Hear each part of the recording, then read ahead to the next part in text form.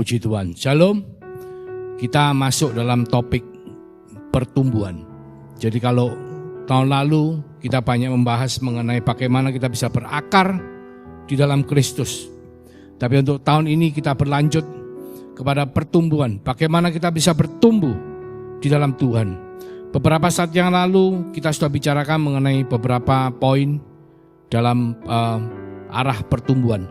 Kita hari ini akan masuk lebih dalam lagi untuk melanjutkan bagian yang belum kita selesaikan, yaitu bagaimana arah pertumbuhan kita itu boleh membuat kita tepat pada sasaran. Kalau sebelumnya kita melihat diri kita itu sebagai satu rumah, ada rancangan pertumbuhan yang harus kita dirikan, yaitu kita harus bangun fondasi atau akar, di mana akar itu menuju ke dalam tanah sangat dalam untuk mencari air yang merupakan air kehidupan, yang merupakan sesuatu. Seperti di Mazmur 1 dikatakan bahwa ketika pohon itu ditanam di tepi aliran air, maka pohon itu akan berbuah pada musimnya dan daunnya tidak akan pernah menjadi kering. Demikian pula ketika kehidupan kekristenan kita berakar dan kita bisa merancangkan pertumbuhan kita sesuai dengan bangunan sebuah rumah. Ketika rumah itu kita rancang dengan baik, maka bidang pertumbuhan yang harus kita lakukan tepat, maka kita semua akan mendapatkan apa yang telah Tuhan sediakan. Yaitu di Efesus 4 ayat 11-15 dikatakan begini. Dan ialah yang memberikan baik rasul-rasul maupun nabi-nabi, baik pemberita-pemberita Injil maupun gembala-gembala dan pengajar-pengajar, untuk satu, memperlengkapi orang-orang kudus bagi pekerjaan pelayanan, bagi pembangunan tubuh Kristus, sampai kita semua telah mencapai kesatuan iman dan pengetahuan yang benar tentang Allah, kedewasaan penuh dan tingkat pertumbuhan yang sesuai dengan kepenuhan Kristus. Sangat penting saudaraku, kita mencapai yang dinamakan kedewasaan penuh dan tingkat pertumbuhan yang sesuai dengan kepenuhan Kristus. Karena tanpa itu kita akan gampang sekali disesatkan. Di ayat berikutnya dikatakan, sehingga kita bukan lagi anak-anak yang diombang-ambingkan oleh rupa-rupa angin pengajaran, oleh permainan palsu dunia manusia, dalam kelicikan mereka yang menyesatkan. Tetapi dengan teguh berpegang pada kebenaran, di dalam kasih kita bertumbuh di dalam segala hal ke arah Dia, Kristus yang adalah kepala. Jadi pertumbuhan saudara dan saya bukannya membuat kita lebih berhikmat, pandai, lebih kelihatan rohani seperti ahli Taurat orang Farisi, membuat kita kelihatan sangat dipakai oleh Tuhan. Tidak, saudara. Tapi arah pertumbuhan kita yaitu mengarah kepada Kristus yang adalah kepala. Dan ini sangat penting. Karena kalau kita melihat seperti yang digambar yang saya tayangkan, bahwa ketika rancangan sebuah rumah itu dibangun, itu ada rancangan yang harus kita lihat, bidang-bidang pertumbuhan, bagian-bagian yang harus kita perhatikan. Yang pertama kita perhatikan adalah pemahaman pengajaran. Kedua adalah kedewasaan karakter. Ketiga adalah baru pekerjaan pelayanan. Banyak mungkin dari saudara kita ketika mereka hanya fokus kepada pekerjaan pelayanan, tetapi mereka lupa untuk memperkuat di dalam pemahaman pengajaran maupun memperkokoh kedewasaan karakter mereka, maka pelayanan mereka tidak akan bisa bertumbuh dengan baik. Karena tanpa pemahaman pengajaran yang benar, mereka tidak akan mengenal Allah yang benar. Tanpa mengenal Allah yang benar, bahkan dikatakan di Hosea 4 ayat 6 dikatakan, umatku binasa karena tidak mengenal aku. Jadi Tuhan mengatakan sangat penting untuk kita semua bisa mengenal Allah kita dengan benar.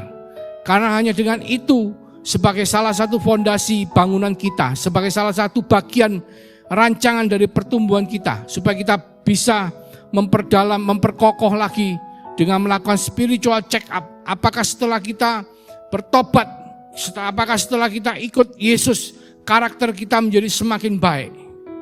Apakah setelah kita lahir baru, mengalami banyak sekali ibadah, pendalaman Alkitab, kita bahkan sekolah, kita bahkan ikut persekutuan doa pribadi untuk supaya kita bisa mengerti dan bertumbuh dalam karakter. Tetapi kalau kita tidak melakukan spiritual check up dan kita tidak melihat bagaimana kita, apakah kita masih tetap seorang pemarah, Apakah kita masih sama seperti waktu kita pada waktu menjadi orang dunia? Apakah kita masih kuat sekali kedagingan kita? Itu semua harus kita lakukan spiritual check up, saudaraku. Baru setelah itu kita melihat apakah pelayanan kita sudah melakukan seperti apa yang Tuhan katakan di amanat agung. Jadi untuk mengenal Tuhan, di dalam pertumbuhan kita harus betul-betul mengenal pribadi dan karya Tuhan Yesus. Karena kita semua, saudara dan saya, kita bisa diselamatkan bukan karena perbuatan kita, saudaraku, tapi karena karya Kristus di atas kayu salib. Yang mana kita setiap berkala kita memperingati dalam perjamuan kudus tubuh dan darah Kristus, di mana kita diingatkan bahwa apa yang Tuhan lakukan di atas kayu salib adalah untuk membuat kita menjadi satu tubuh dan satu darah dengan Kristus, sehingga kita memperoleh keselamatan yang abadi di dalam iman kepada Dia sebagai Tuhan dan Juru Selamat. Apa kita sudah membaca dan mempelajari Alkitab kita dengan baik, memahami pokok-pokok pengajaran Alkitab, seperti salah satunya doktrin Allah Tritunggal yang terakhir ini banyak sekali dipermasalahkan di luaran. Bahkan hamba-hamba Tuhan yang tanda petik katanya terkenal dan luar biasa, mereka juga ketika mereka tidak masuk di dalam arus mainstream, arus utama mengenai Allah Tritunggal, maka pengajaran mereka dipertanyakan. Penting sekali, saudaraku, untuk kita bisa memahami pokok-pokok pengajaran Alkitab yang benar. Bukan yang sesuai dengan apa kata hamba Tuhan, tetapi yang sudah kita ikuti dari para pendahulu kita, bapak-bapak gereja kita dari ribuan tahun yang lalu, saudaraku, sampai pada hari ini. Semua tetap kita ikuti dengan baik dan benar. Juga mengenai kedewasaan karakter, bagaimana pertumbuhan karakter kita. Apakah kita dapat dipercaya sebagai pengelola milik Tuhan? Apakah karakter kita masih menunjukkan kedagingan, atau kita sudah memiliki buah roh, 9 buah roh: kasih, sukacita, damai, kebaikan, kesetiaan, penguasaan diri. 9 buah roh itu harus menjadi bagian dari kehidupan kita. Juga mengenai kasih kepada sesama, apakah kita punya hubungan yang baik dengan sesama kita? Karena hukum utama yang kedua adalah mengasihi sesama seperti mengasihi diri sendiri. Yang ketiga, bidang pertumbuhan yang kita harus perhatikan, apakah pekerjaan pelayanan kita sudah tepat pada sasaran, di mana kita mengenali panggilan pelayanan kita, di mana kita juga meningkatkan dan melatih keterampilan pelayanan kita. Karena tidak ada satupun dari kita yang tidak diberi keahlian khusus oleh Tuhan. Bahkan Eholiab yang dikatakan di Alkitab diberi Tuhan karunia untuk mengukir, untuk membantu di dalam pembentukan pembangunan bait Allah. Dia diberi karunia oleh Tuhan, bukan karena kemampuannya sendiri. Dan saya percaya, saudara dan saya, apa yang harus kita lakukan adalah kita mempersiapkan hati kita untuk kita bisa dan mau untuk melayani Tuhan. Dan Tuhanlah sendiri akan memberikan keterampilan itu kepada saudara dan saya. Tetapi kita harus melatih keterampilan kita. Seperti anak panah, ketika anak panah itu tidak diperuncing, maka anak panah itu tidak bisa menancap kepada sasaran, meskipun sasarannya tepat, tapi dia tidak terasah dengan runcing. Demikian pula keterampilan pelayanan kita, saudara. Ada saudara dan saya yang mungkin terampil dalam pujian dan penyembahan. Saudara harus mempertajam keterampilan saudara, supaya saudara bisa membantu dalam pujian penyembahan dan dalam sebuah ibadah. Dan itu adalah keterampilan pelayanan. Juga saudara sudah mencari dan menggunakan kesempatan untuk memberitakan kabar baik dan melakukan pelayanan seperti yang amanat agung katakan, di mana setiap saudara dan saya, kita wajib untuk menjadikan semua bangsa pengikut Kristus. Karena itu adalah perintah yang utama, mengajari mereka, membaptis mereka dalam nama Bapa, Putra, dan Roh Kudus, dan menjadikan mereka pengikut Kristus. Dan yang penting sekali adalah dalam membangun sebuah rumah, tentunya yang paling penting sekali adalah dasar atau fondasi daripada rumah itu, dan juga proses dalam pembentukan. Karena ketika fondasi itu tidak dibangun kuat terlebih dahulu, kita membangun atasnya terlebih dahulu, maka rumah itu tidak akan menjadi kokoh, tapi rumah itu bisa menjadi rapuh. Jadi dikatakan bahwa di Efesus 4 ayat 11 dan 15, saya ulang, dan ialah yang memberikan baik rasul-rasul maupun nabi-nabi, baik pemberita-pemberita Injil maupun gembala-gembala dan pengajar-pengajar, untuk memperlengkapi orang-orang kudus bagi pekerjaan pelayanan, bagi pembangunan tubuh Kristus, sampai kita semua telah mencapai kesatuan iman dan pengetahuan yang benar tentang anak Allah, kedewasaan penuh dan tingkat pertumbuhan yang sesuai dengan kepenuhan Kristus, sehingga kita bukan lagi anak-anak yang diombang-ambingkan oleh rupa-rupa angin pengajaran, oleh permainan palsu manusia dalam kelicikan mereka yang menyesatkan, tetapi dengan teguh berpegang kepada kebenaran di dalam kasih kita, bertumbuh di dalam segala hal ke arah Dia, Kristus yang adalah kepala. Mungkin akhir-akhir ini saudara, dalam situasi pandemi, banyak sekali orang-orang, baik itu maupun anak Tuhan maupun bukan anak Tuhan, mereka melakukan banyak perkataan-perkataan nubuatan-nubuatan palsu, yang mana ketika saya katakan palsu, kenapa saudaraku? Karena nubuatan itu semua adalah dari Tuhan. Yang bukan dari Tuhan itu adalah si jahat. Si jahat yang kita kenal sebagai bapak dari pendusta, yang berusaha untuk menyesatkan anak manusia, saudara dan saya, untuk kita bisa tersesat dan jatuh ke dalam dosa. Tapi Tuhan datang membawa kehidupan yang berkelimpahan untuk membuat saudara dan saya bertumbuh ke arah Dia, sehingga kita tidak menjadi anak kecil lagi yang diombang-ambingkan oleh rupa-rupa angin pengajaran. Ada yang mengatakan akan terjadi hal seperti A, akan terjadi hal seperti B, bahkan dikatakan vaksin untuk COVID-19 itu disusupi oleh sesuatu yang bisa merubah genetik. Itu hal-hal yang ditanam oleh si jahat untuk membuat ketakutan berada di antara hati setiap daripada kita. Saudaraku, kita harus yakin teguh, kita harus bertumbuh di dalam Yesus, supaya kita menjadi makin hari makin serupa Kristus. Sehingga ketika ada hal seperti itu terjadi di luaran saudaraku, saudara dan saya akan tetap kokoh, berpegang kepada kebenaran di dalam kasih kita, bertumbuh di dalam segala hal ke arah Dia, Kristus yang adalah kepala. Sangat penting saudara untuk kita semua bisa mendasarkan pertumbuhan kita. Di 1 Korintus 3, 10-11 dikatakan, sesuai dengan kasih karunia Allah yang dianugerahkan kepadaku, aku sebagai seorang ahli bangunan yang cakap telah meletakkan dasar, dan orang lain membangun terus di atasnya. Tetapi tiap-tiap orang harus memperhatikan bagaimana ia harus membangun di atasnya, karena tidak ada seorang pun yang dapat meletakkan dasar lain daripada dasar yang diletakkan, yaitu Yesus Kristus. Jadi tidak ada dasar lain lagi selain kepada pribadi dan karya Kristus. Oleh karena itu pemahaman Alkitab, bagaimana kita bisa mengakar kepada Yesus sebagai Kristus, sebagai Tuhan, sebagai teladan, sebagai tujuan hidup kita, itu tidak boleh tergoyahkan. Karena hanya satu-satunya dasar atau fondasi yang benar adalah pribadi dan karya Kristus. Dan itu adalah Injil saudaraku. Itu adalah kabar baik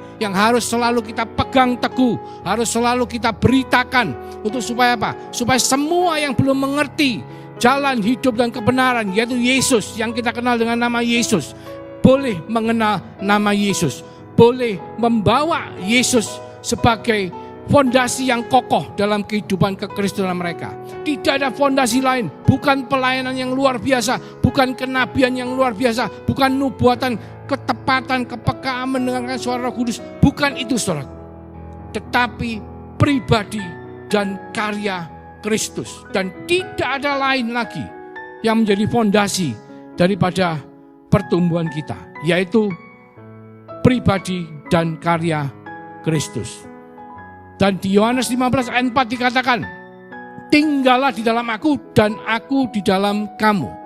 Sama seperti ranting tidak dapat berbuah dari dirinya sendiri kalau ia tidak tinggal pada pokok anggur. Demikian juga kamu tidak berbuah jika kamu tidak tinggal di dalam aku. Jadi yang kedua adalah bagaimana kita bisa melekat kepada Yesus, seperti gambaran daripada ranting pohon anggur. Ketika ranting anggur itu seperti pohon yang menjulur, saudaraku. Dan di juluran ranting itulah terdapat kelompok-kelompok buah. Jadi serumpun. Dan ketika ranting itu tidak melekat pada pokok pohon anggur, maka tidak mungkin ranting itu bisa berbuah. Bahkan ranting itu akan mengalami kematian. Demikian pula saudara dan saya. ketika kita tidak melekat, tanda petik, atau punya hubungan pribadi dengan Tuhan, maka kita itu seperti ranting yang terlepas dari pokok anggur dan akan menjadi kering. Dan biasanya ranting yang kering adalah ranting yang dipakai untuk kayu bakar, akan dibakar. Demikian pula saudara dan saya. Ketika kita sebagai anak Tuhan, kita tidak memiliki hubungan pribadi dengan Tuhan. Yang lalu kita bahas mengenai disiplin rohani. Bagaimana dengan waktu teduh kita sebagai pusat daripada disiplin rohani, kita bisa melekat kepada Tuhan melalui doa, melalui firman, melalui persekutuan, dan melalui kesaksian hidup kita. Atau kita bersaksi dengan perkataan. Maka semua disiplin rohani itu membuat kita mempunyai hubungan pribadi dengan Tuhan. Membuat kita bisa melekat seperti pokok anggur, melekat kepada seperti ranting yang melekat kepada pokok anggur, sehingga ranting itu bisa mengeluarkan buahnya. Dan itu adalah fondasi yang penting. Yang pertama adalah pribadi dan karya Kristus, yang kedua adalah hubungan pribadi kita, disiplin rohani kita. Bagaimana kita bisa melekat kepada Tuhan dalam waktu teduh kita, dalam doa kita, dalam firman kita. Dan kita melakukan itu dengan persekutuan, dan kita melakukan itu dengan bersaksi dan kesaksian hidup kita. Sehingga kita boleh mendapatkan pertumbuhan kita di dalam pemahaman pengajaran yang benar, di dalam kedewasaan karakter, karena buah roh, di dalam pekerjaan pelayanan kita untuk memberitakan Injil, untuk melakukan amanat agung, saudaraku. Jadi kita harus menerus melakukan yang dinamakan spiritual check up. Yang pertama adalah, apakah kita masih memiliki kerinduan dan kehausan, kelaparan akan hadirat Tuhan? Apa kita sudah bosan baca firman? Apa kita sudah enggan untuk datang ke ibadah? Apakah kita tidak pernah memuji nama Tuhan dalam keseharian hidup kita? Apakah kita lupa bersyukur untuk penyertaan Tuhan, kasih karunia Tuhan dalam keseharian hidup kita? Meskipun situasi tidak menentu dalam masa pandemi, tapi saya percaya penyertaan Tuhan atas hidup kita tidak pernah akan hilang, tidak pernah luput. Satu hari pun, satu perkara pun, Tuhan pasti masih peduli tentang saudara dan saya. Apakah kita memiliki dan memelihara persekutuan dengan Tuhan melalui perenungan firman? Apakah kita berdoa setiap hari? Dan itu sesuatu yang harus kita terus-menerus kita cek. Kalau di zaman pandemi, orang mau melakukan perjalanan jauh, mereka mau naik pesawat, mereka harus dites. Baik itu rapid test maupun swab, maupun ada yang PCR, ada yang antigen. Banyak sekali cara untuk memastikan bahwa mereka dalam kondisi yang baik. Demikian pula saudara dan saya harus terus-menerus melakukan spiritual check up. Kalau jasmani kita cek, kita periksa, tapi rohani kita jarang untuk melihat dan memeriksa. Tapi Tuhan mengingatkan saudara dan saya untuk memiliki arah pertumbuhan yang benar. Kita harus melakukan spiritual check up. Karena banyak dari kita semakin lama, tidak semua ya, di sini tidak ada saudara yang mendengar semua baik-baik, tapi mereka yang tidak mendengarkan ini. Banyak yang merasa, oh saya sudah tobat lama, saya sudah lahir lama, usia saya sudah lama di dalam Kristus, tetapi tidak menunjukkan pemahaman Alkitab yang benar, tetapi tidak menunjukkan buah roh atau karakter yang baik, tetapi tidak menunjukkan pelayanan yang berbuah. Karena dasar daripada pertumbuhan mereka itu bukan pada Kristus, tetapi pada diri mereka sendiri. Jadi mereka merasa mereka hebat sebagai orang Kristen. Mungkin mereka merasa diberkati, mereka merasa memiliki kekayaan yang banyak, memiliki kuasa yang banyak, sehingga mereka merasa luar biasa. Tetapi Tuhan mengingatkan, dasar daripada pertumbuhan kita haruslah arahnya harus mengarah kepada Kristus. Dasarnya harus pribadi dan karya Kristus.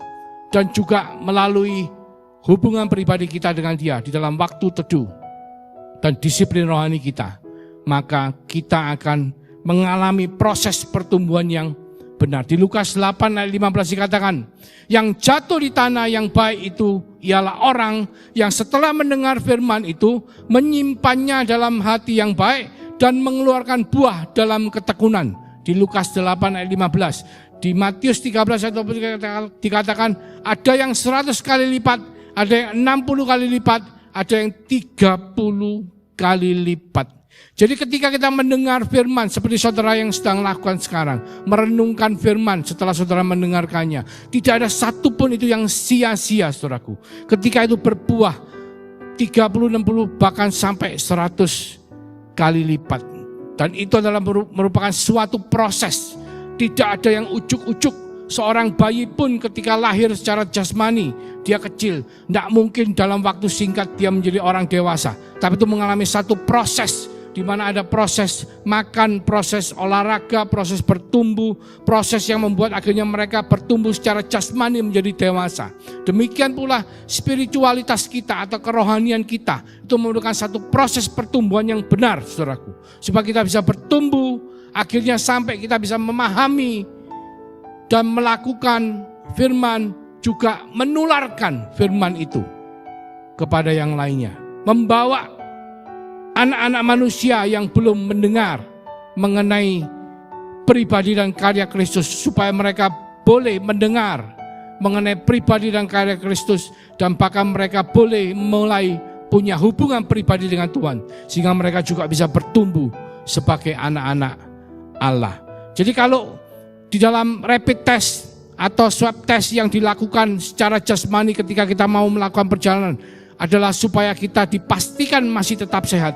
Demikian pula dalam pertumbuhan rohani kita harus secara rutin kita melihat apa yang kita lakukan, apa yang kita kerjakan bersama-sama dengan Tuhan.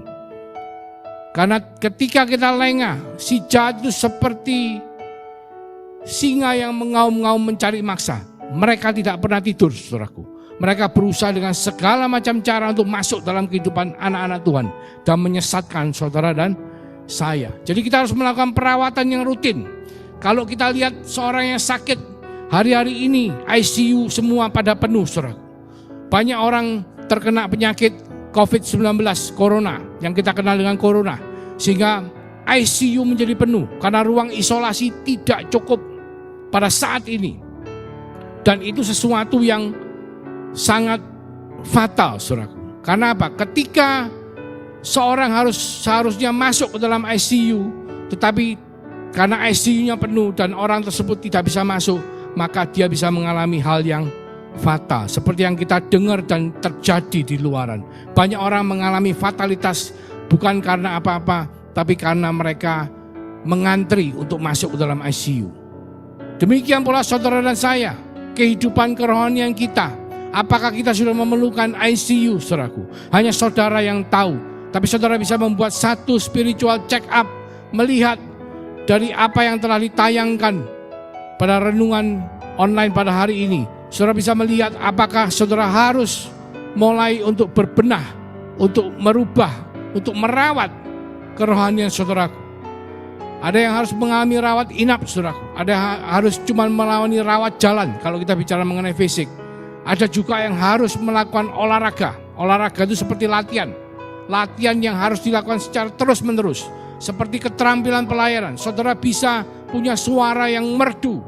Tapi ketika saudara tidak pernah melatih suara saudara, saudara tidak akan bisa menjadi penyanyi, pemuji, penyembah Tuhan yang luar biasa. Saudara hanya bisa dikatakan punya suara yang bagus, tapi saudara tidak pernah menggunakan untuk kemuliaan Tuhan. Demikian pula keterampilan pelayanan kita.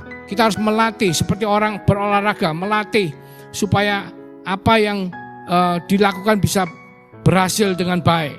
Atau apakah saudara bisa menjadi perawat atau mentor. Mentor-mentor yang diperlukan di dalam persekutuan dengan saudara seiman yang lainnya. Sehingga ketika saudara melihat saudara yang lain dalam kondisi yang suam-suam kuku, saudara bisa membawa api Roh Kudus untuk membakar mereka, untuk membuat mereka menyala-nyala di dalam Tuhan, untuk menjadi mentor mereka, untuk menjadi orang-orang yang bisa mendukung proses pertumbuhan mereka. Dikatakan di Kolose 2 ayat 6-7, arah pertumbuhan, kamu telah menerima Kristus Yesus Tuhan kita. Karena itu hendaklah hidupmu tetap di dalam Dia. Hendaklah kamu berakar di dalam Dia dan dibangun di atas Dia. Hendaklah kamu bertambah teguh dalam iman yang telah diajarkan kepadamu. Dan hendaklah hatimu melimpah dengan syukur.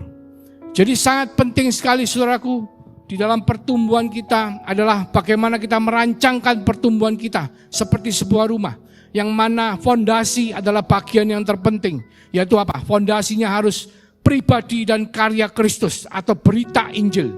Ketika kita mendasarkan kekristenan kita bukan kepada Kristus dan karyanya, maka hati-hati saudaraku, itu bukanlah fondasi yang benar. Setelah itu kita lihat dengan hubungan pribadi, yaitu seperti gambaran daripada pokok anggur, di mana ranting-ranting pohon anggur itu melekat pada pokok anggur supaya apa? Supaya berbuah, menghasilkan buah yang lebat, menghasilkan buah yang bisa dinikmati oleh kehidupan sekitaran kita. Dan ketika kita tidak memiliki hubungan pribadi dengan Tuhan, maka hati-hati saudaraku, karena pertumbuhan daripada kita, saudara dan saya, harus seperti ketika kita melakukan check up mengenai jasmani kita juga harus melakukan spiritual check up atau kerohanian check up, di mana kita bisa melihat apakah kita sudah bertumbuh ke arah yang benar, ke arah Kristus. Apakah kita sudah bertumbuh di dalam pemahaman akan kebenaran isi Alkitab, ajaran-ajaran Alkitab. Apakah kita sudah bertumbuh di dalam karakter kita di dalam Kristus, ataukah kita sudah bisa bertumbuh dalam pelayanan kita untuk memberitakan Injil, untuk menjadi saksi hidup daripada Kristus. Karena tanpa kita bisa memiliki satu rancangan pertumbuhan yang baik dan arah pertumbuhan yang besar, benar, dengan fondasi yang tepat, yaitu karya dan pribadi Kristus, maka kita akan mengalami kesulitan untuk memahami, untuk menularkan dan untuk melakukan apa yang menjadi firman Tuhan. Mari kita lakukan check up kita secara rutin. Seperti ketika seseorang mau melakukan perjalanan harus dites apakah dia sehat atau tidak. Demikian pula saudara dan saya, kita sedang berjalan di jalan kehidupan dan kebenaran, yaitu dalam nama Tuhan Yesus Kristus menuju kepada Bapa.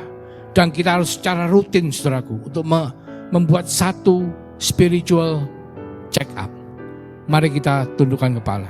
Terima kasih Tuhan untuk mengingatkan setiap daripada kami bahwa bukan hanya jasmani kita yang harus diperiksa Tuhan, tapi spiritualitas kita atau kerohanian kita, hubungan kita dengan Engkau, fondasi dari pertumbuhan kita, rumah yang Tuhan izinkan kita berada di dalamnya, supaya kita bisa mengarah kepada Engkau, supaya kita bisa mengerti dengan benar, melakukan firman Tuhan dan menularkan kepada yang lain, supaya nama Yesus bisa diberitakan, sehingga semakin banyak orang bisa mengenal Engkau, percaya kepadamu, beriman, bertobat Engkau sebagai Tuhan dan Juru Selamat dalam kehidupan setiap daripada kami. Terima kasih Tuhan. Biarlah berkat yang daripada Allah Bapa, melalui kasih karunia daripada Tuhan Yesus Kristus yang telah dilimpahkan dalam kehidupan saudara dan saya, untuk supaya kita diberkati menjadi berkat bagi bangsa-bangsa.